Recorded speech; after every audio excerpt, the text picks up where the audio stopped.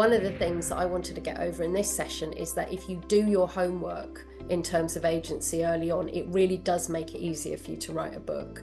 It starts writing itself a bit more if you really understand what your characters want. And so many of us this gets missed in the mix. Don't panic. I said to this to a writer in the week who, said, "Oh, my character doesn't have any agency, I've just realised," and they're 10,000 words in or something. And I said, well, that's fine. This is a good time actually to reassess. It's not too late. It's never too late.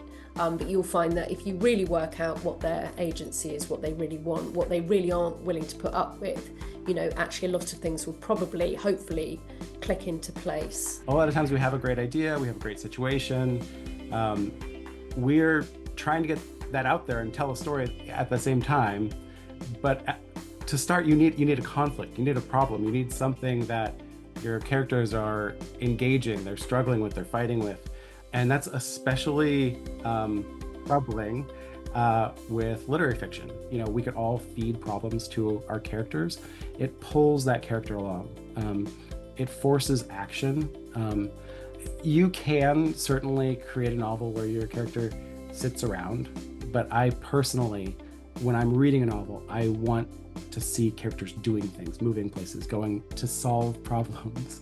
I do want to address this question, which is how much does the title work for us in the hook? Because I think this is an important thing, that the two should go together, and sometimes the title is the hook. So in the case of One Day, and I think often, if you are working with particularly a high concept novel where the premise is very easy to articulate and is quite unique, I would expect the two really go hand in hand. Nick, I don't know if you want to add anything to that. I'm just thinking about the sort of, if you are querying an agent, for example, your subject line will have your title in it, and then maybe your hook might be the first sentence of your query letter, for example. So yeah, the two of them I think really need to kind of work hand in hand. But yes, you don't need to repeat too much between the two of them, but they should really work together. Support each other. And something I do when I'm writing actually is I have kind of like printed out my title and then underneath it my hook that's kind of like the tagline, like you say. So you've got the hook is the title is doing some work that's should convey some of what the book is about, and then you've got that second line underneath it that's doing that bit of extra work as well. So I think thinking of the two in tandem can be quite helpful. I would say that often is awful. It takes as long as the plot requires to get where I want characters to go. Sometimes there are portals. Why? Because I don't want to work out the distances. But I think that you can also look at the topography and the land travelled and think about what it would mean emotionally for the characters. Are you sending them through a snowstorm when they're in a romance?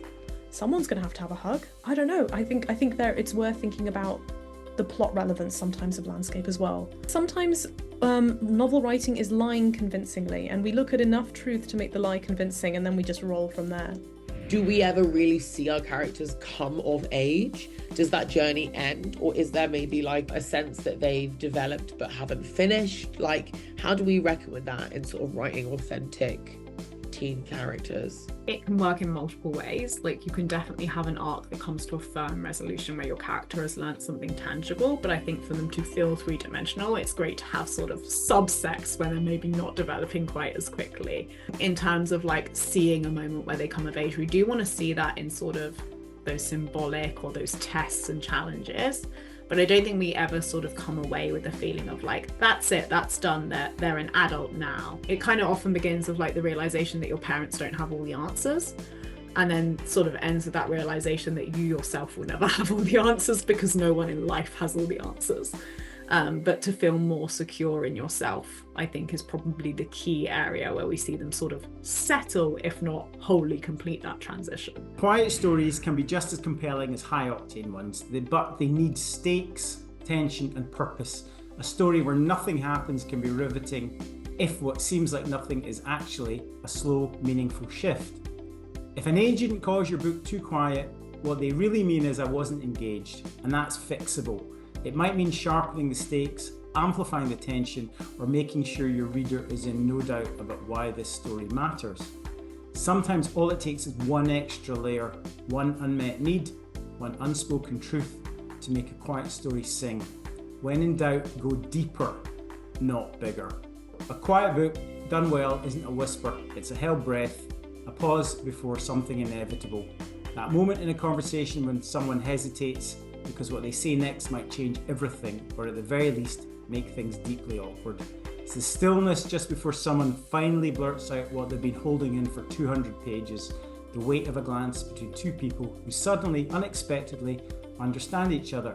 And if you craft that pause with care, your readers won't skim past it. They'll feel it and they'll remember, possibly forever, or at least until they put the book down and check their phone.